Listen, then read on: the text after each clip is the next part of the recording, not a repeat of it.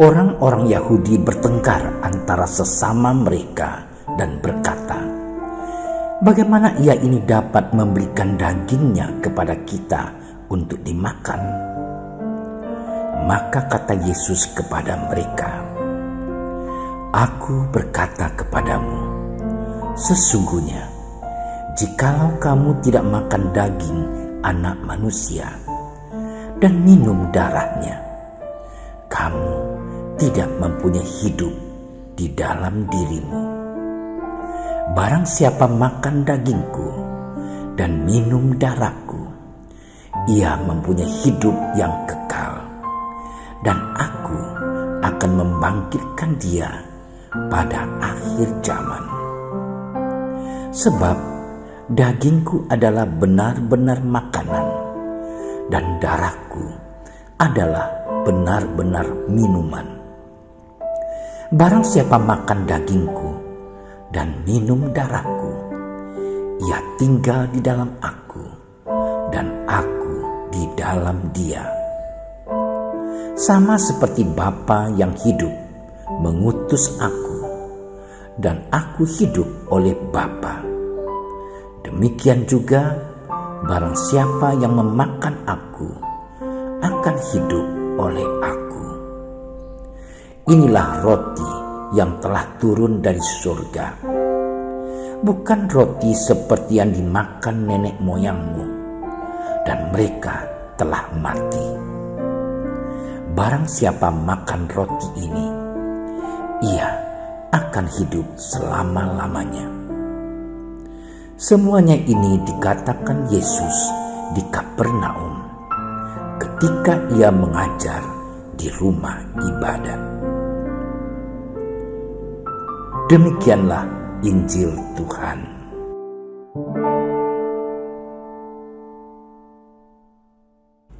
Saudara-saudariku yang terkasih, hidup manusia terdiri dari jasmani dan rohani.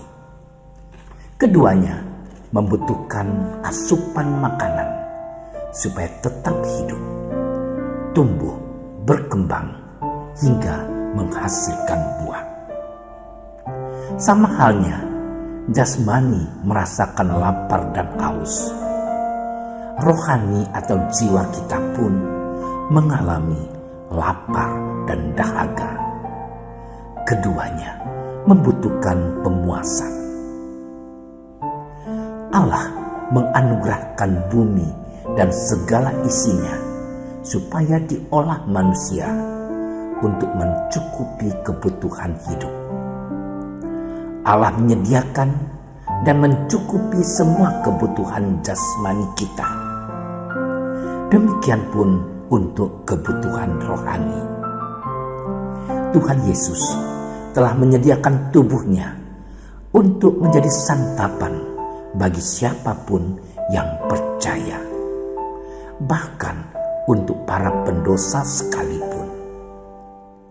Tuhan Yesus ingin agar manusia mengimani dan menjadikan dirinya sebagai sumber hidup sejati. Sumber hidup berlimpah itu disediakannya di dalam dan melalui Ekaristi. Tuhan Yesus menjamin siapapun yang makan dagingnya dan minum darahnya, Yesus akan tinggal bersamanya, dan orang itu bersatu dengan Yesus. Kita bersyukur karena di dalam dan melalui Ekaristi sudah menjadi bagian dari kelompok yang disebut oleh Tuhan Yesus tadi. Saudara-saudariku yang terkasih, iman dan Ekaristi adalah satu. Di dalamnya Roh Kudus menghadirkan kembali seluruh kehidupan Tuhan Yesus. Dari kelahiran, karya, sengsara, wafat, kebangkitan, kenaikannya ke surga, dan penyertaan Roh Kudus. Melalui Ekaristi, kita bisa berjumpa secara personal dan menimba daya kekuatan iman, bagi kehidupan kita.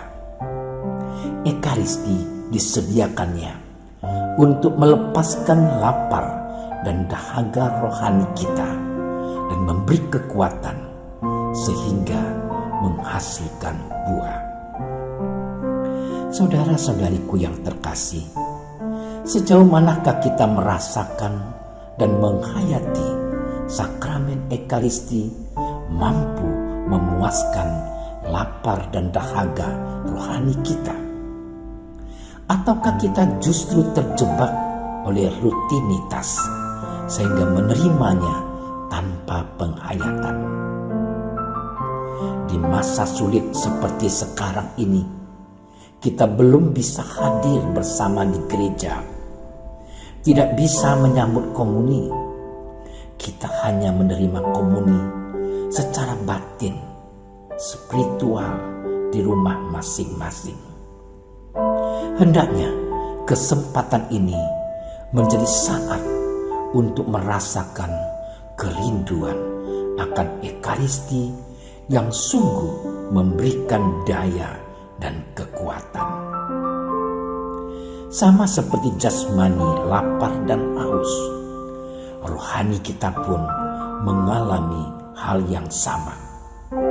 Kita bersyukur Tuhan Yesus menyediakan dan menjadikan dirinya santapan dalam rupa sabda dan Ekaristi.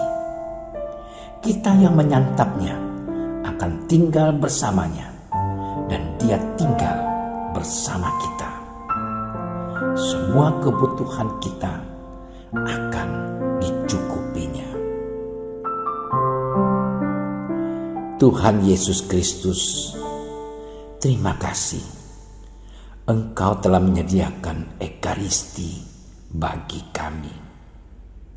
Buatlah rohani kami selalu merasakan lapar dan haus, sehingga kami berusaha mencari-Mu dalam sabda dan Ekaristi, sebab Engkaulah Tuhan dan Juru Selamat kami.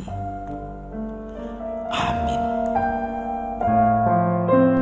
Terima kasih sudah menyaksikan renungan hari ini. Jangan lupa like, subscribe, dan aktifkan tombol loncengnya agar Anda yang pertama mendapatkan notifikasi updatean renungan harian dari Komsos Keuskupan Padang. Dan bagikan ke sosial media agar saudara-saudara kita dapat mendengarkan dan merenungkan firman Tuhan.